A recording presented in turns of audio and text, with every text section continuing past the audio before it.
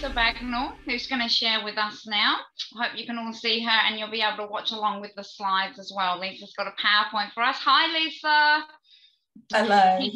We're so pleased to have you. I'm just going to do a little bit of an intro for you. You are a lived experience speaker and an artist as well. And you're very creative, doing painting and pottery as well, I believe. You're dabbling in the pottery. And you're married and you have 2 children. And yes, I love looking at your hobbies in your biography of doing a bit of traveling around country towns and sampling food and wines. That just makes me very jealous. Lisa, I don't want to spend much time talking because it's not really my role. I'd really like to hand over to you because you're going to share lots of insights with us through your presentation. You identify living with severe mental illness and mental health issues and challenges, and you want to give us an insight. Well, I suppose it could be one of the a day in a life type presentation, but probably a lot more than that. And you're really going to do presenting on your very powerful lived experience, and we're really, really thankful of you sharing with us today. So take it away, Lisa. Thank you. Thank you so much. This is just such a delight, such a thrill. So first of all, I wish to pay my respects to the Agara peoples, the custodians of this land. I wish to honour the Redeemer God who gave them the task, and the same that bids me to do mine. I used to be afraid of people who were in wheelchairs, who were bent of paralysis. A girlfriend once told me about her conversations with such a man, and his reply was incredible. He said that when people asked God to heal him, he became frustrated because he was more concerned about his interior life than how he looked. Wow, that's a big disclosure. That's a very, very scary secret that I carry. But wow, that really showed me how our interior world has a place. So my question is, do you struggle to get to know people who have mental illness because of a perceived lack of common ground? Let me invite you inside of one person so that you may reconsider. We're going to have 3 stages today. First of all, we're going to have a deep but brief look into the day-to-day life of my mental illness. I'm going to open the closet of my inner world and show you some of what happens. Then we're going to look at the pearls of wisdom that I've found in the mud of life, so to speak. And in the end, I hope you'll understand why I actually believe that community needs people with mental illness. And we'll see if you agree. So let's jump into my mental illness. We've got here a slide that shows you about navigating daily life. So while I speak, I'd just like you to practice suspending judgment. I try not to make sense of what I'm going to say. Just let it be spoken without thinking. You know, it's something like what I've experienced. No question, just listen. This skill is actually essential while listening to someone share their life's experiences. So just a tiny backstory. Early on in life, I was absolutely terrified of people. I felt confused by their loud noises, their ability to run around and laugh and play with each other as if they knew each other. I was overwhelmed by them. As I retreated, I was ignored and finally concluded that I didn't exist. I was a pawn in someone's chess game. I would get a searing, painful flash of some unknown feeling when the teacher would ask me to clean the chalk rubbers or maybe get a book from the library shelf. Looking back, I think that pain was maybe gratitude or even rudimentary love. My conscious concept was defined by my need to protect my brother and sister and to be responsible for them. I would become whatever was requested of me: a listener, a people pleaser, a maker of sandwiches, a cleaner. My closest companions and confidant were my cat and my neighbour's daughter, who frequently ran off with friends. I would simply sit and wait for her to remember me, which didn't happen very often. In 2010, my brain completely stalled in executive functioning. That's the prefrontal cortex part of the brain. Losing the skills such as reading, writing, understanding the concept of time, recognizing my face in the mirror, or understanding basic functions of a day. I was put on suicide watch for 3.5 years. I then lived in a routine of home and hospital every 3 months for treatment in the following 7.5 years. This month, I'm celebrating 13 months since my last admission in hospital. And 3 years ago, I started to integrate back into mainstream society via my art and speaking. So I just want to show you now today's daily life. It's an obstacle course. I navigate nightmares, and when I awake, drenched in the emotions, the physical experiences of that dreamscape, often exhausted. If I don't quickly get into the day's activities, I am trapped in these emotions for a couple of hours. My energy states are completely unpredictable. I can be so leaden, I can't get out of bed. My body is slow and my thinking is even slower. Grab a coffee?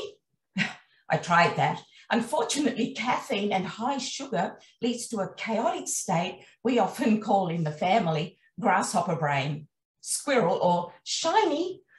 It's just to illustrate how unable and my inability to lock onto a single thought and hold on to it. One coffee shot, and I'm like that for 8 hours. What a wasted day of no productivity. Getting into the day's requirements has become a confusion of not being able to remember what needs to be done. And so I depend on visual cues. For example, I have my box of medications, the kettle for tea, the bird seed for my birds, papers strewn all over the table until I finish that task, lists to get through the day. We have an electronic diary that helps me to see the whole week in a single glance, because I cannot remember one day's tasks and then move to the next day because the memory completely disappears.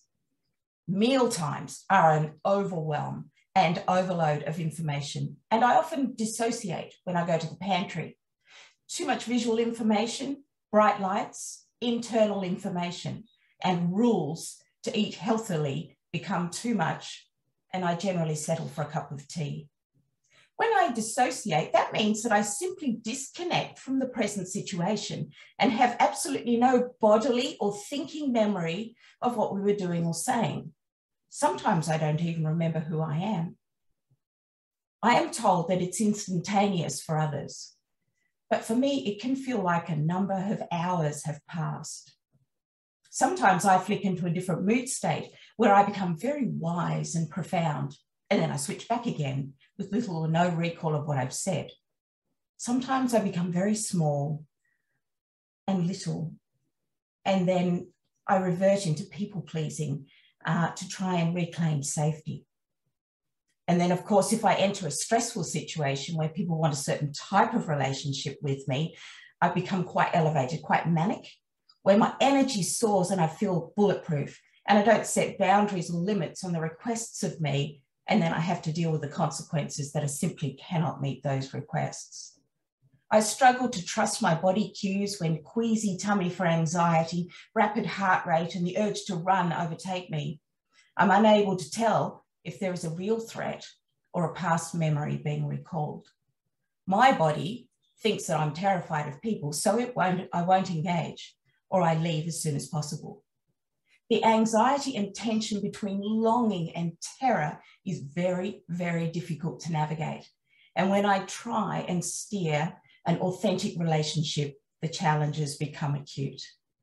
The social situation I hate the most is when someone is being unpleasant and I'm triggered into freezing, not being able to push back or leave, and then I have to endure what they're saying, and the shame of actually people pleasing for them to try and create safety for myself. This just sickens me afterwards, and I hate my body for conspiring against me. At the end of a day of volunteering at the local art gallery, highly anxiety provoking, grocery shopping, which causes me to dissociate with sounds and sights, paying the bills, trying to follow conversations, learn new skills at art lessons or choir, and navigate the social dynamics that I don't understand, and struggling with the anxiety of not belonging and feeling like an imposter or a cuckoo in the nest. Well, I'm simply exhausted. So I go to sleep and navigate the next night's nightmares. So here's the thing. I work really hard with my psychologist to cultivate a sense of who I really am. And that authenticity is incredibly important to me. Attending fortnightly and participating in all manner of courses that I can learn about my condition and look at my innermost being and the type of person I would strive to be. Not in an idealistic manner, but what kind of a human being do I want to be in this world and in my relationships with my husband, my children, their partners, and my friends. I don't want to be manipulated into being a false person, a person who just blends in, a person who agrees with the status quo. I want to be a person who stands up for change and improvement for growth. I want to be a person who stands up for the individual value of every human being, no matter what we look like on the outside or inside. I have to wade through these challenges to my thoughts, body, and emotions to navigate daily life. But I choose to be a member of the community. So I need safe people who will respectfully allow me to leave before I become exhausted and overwhelmed. I just need access to kindness, no judgment, respect, and acceptance as being a complete, fully valued human being. Okay, I'm tired just reading this, but let's switch energy and enter the exciting adventure of life, journey, and being a lifelong learner. So this is our middle section. So if we change slides, please, dear. So what we're going to look at here is fossicking for pearls. The next one, darling. Thank you.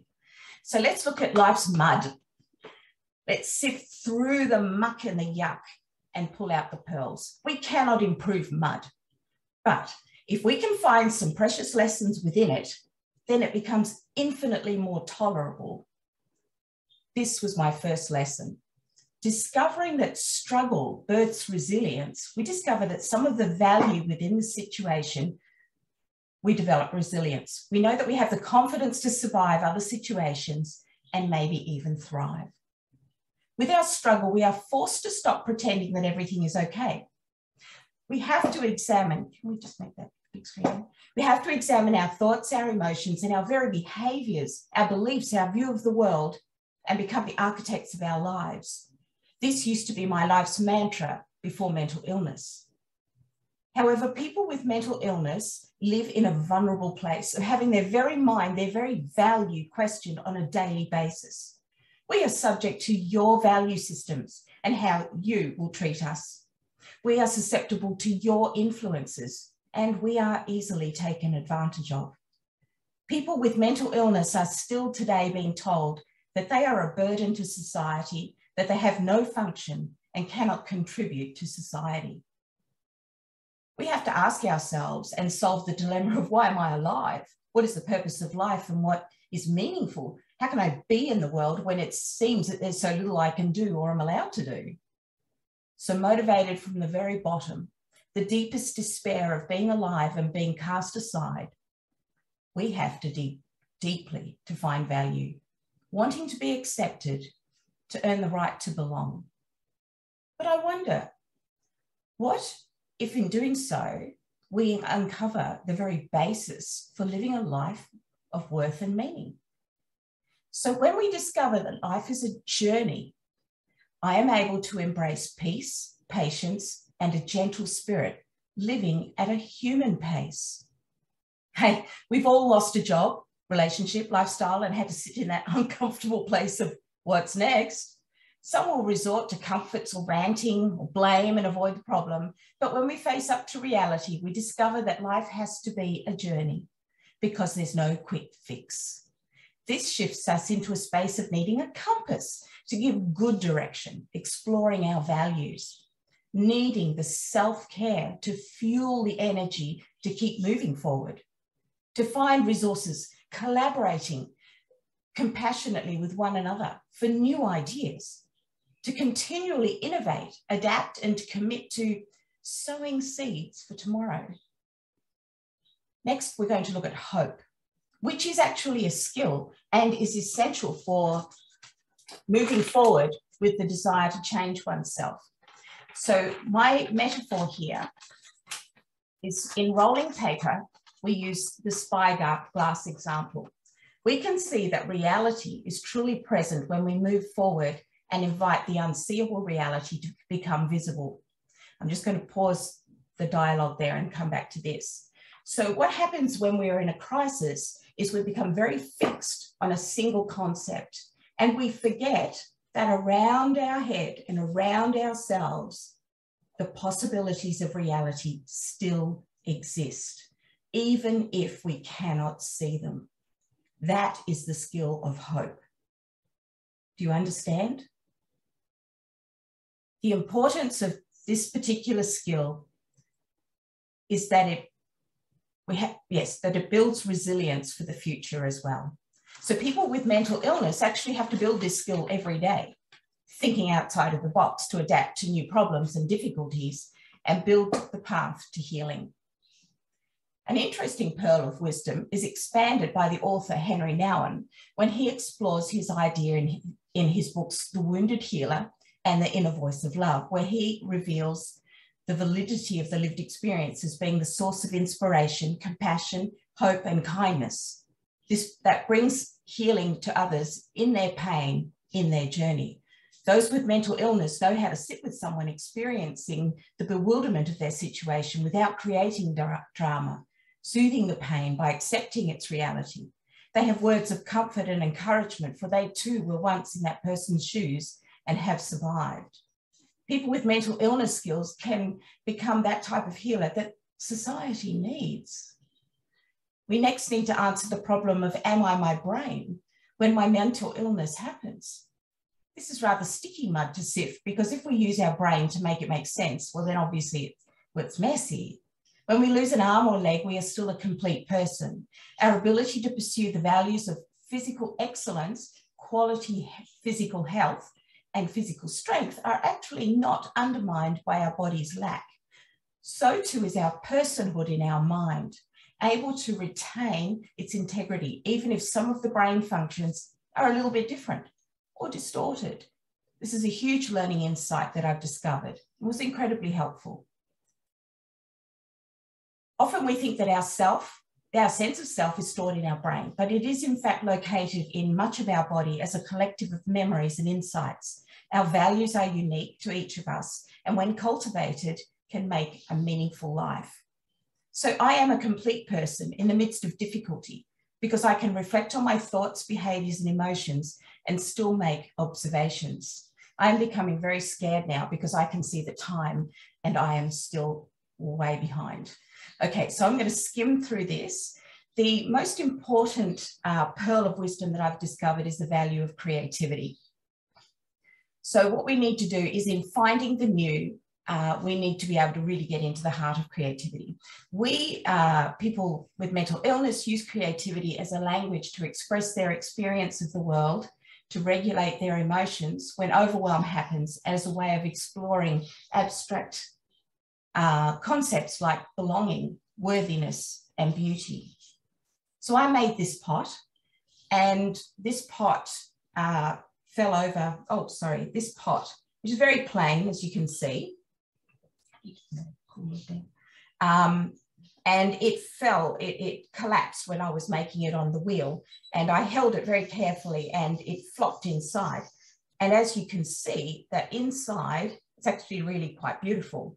So I honoured that with lots of paint and 24 karat gold luster just to finish it. So this piece of creativity is called Beauty Within.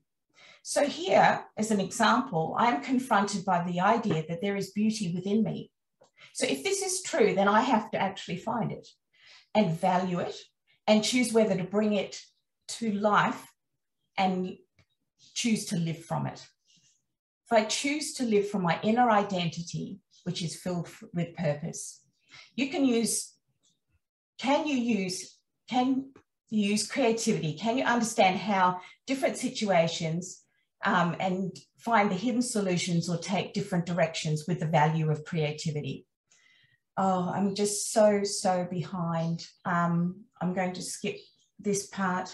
Creativity helps us build a sense of our own story rather than just tripping from one obstacle to another. What's really important here is that everybody's creativity is different. And with that acceptance, it leads to an acceptance of diversity.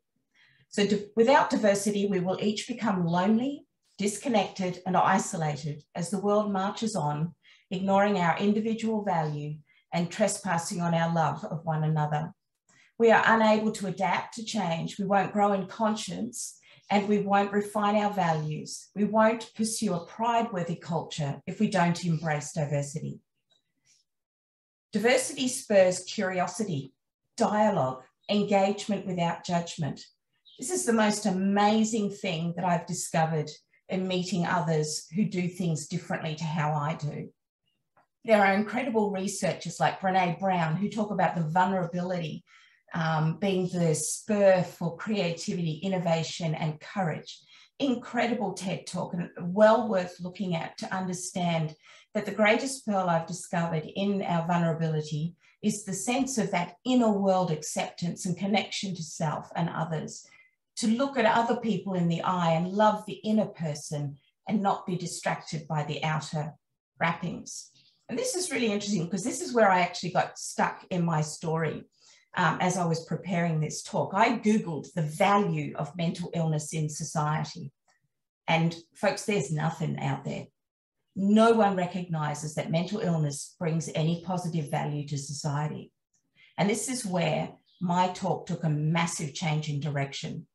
Looking at what we've just spoken about, I've named some values there and some amazing opportunities to discover more connectedness and more richness. But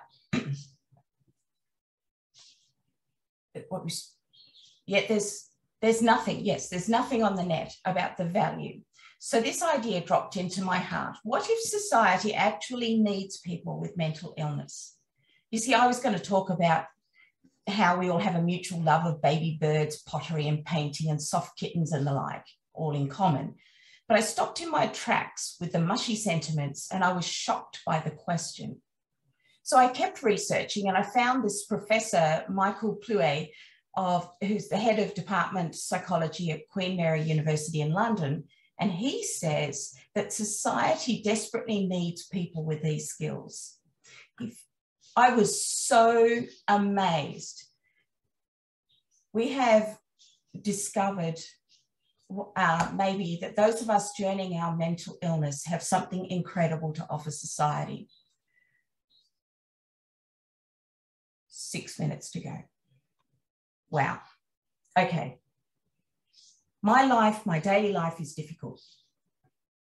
I have sifted through the mud, and I have found creativity, diversity, vulnerability. Each of those things connect me to myself and they connect me to you. In our differences, we actually have common ground. We don't have to be the same. So my final thought is that I believe that society needs people with mental illness. And these people need a voice. And they need to be invited to speak and participate. Here is a cohort of people who are exploring concepts that bring about insight from living from values, living authentically with open-heartedness in their relationships, collaborating with diverse others, not competing, but celebrating each other's successes, cultivating belonging, respecting one another's stories, having different interests and life experiences, contributing to one another's life, mentoring and supporting each other, informing psychological practice of what works and what really doesn't, and informing society about a more complete idea of the mosaic of inclusion. At the beginning of my story, with my lived experience, we didn't have a lot in common, and that's okay. Now we know that our differences can bring us together. I've then got this big summary.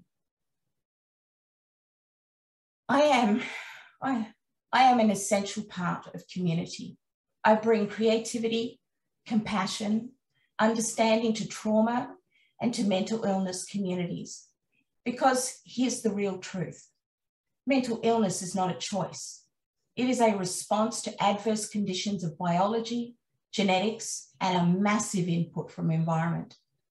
My name is Lisa. I'm 55 years old, and I live with bipolar mood disorder, complex PTSD, dissociative identity disorder, severe depression, and anxiety. I do have a Bachelor of Science in Biology and Geology. I'm married. We have successfully raised 2 adult children. I'm a bird lover, potter enthusiast, artist, and gardener. So my message is about acceptance by building awareness, increasing knowledge and stimulating resources to become available to build community, and to increase the number of and quality of conversations about mental illness to promote belonging.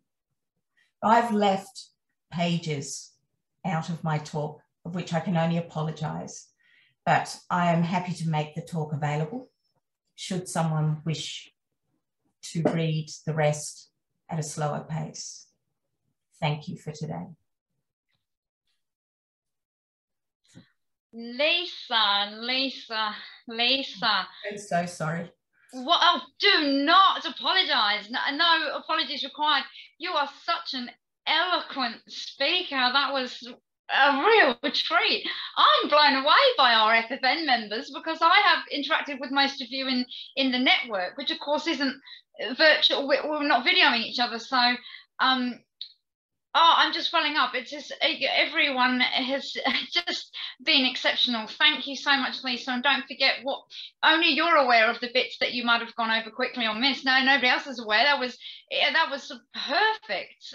Well, from my position, look at all the hearts. I think everyone's agreeing with me. That was beautiful. Thank you so much. Thank you.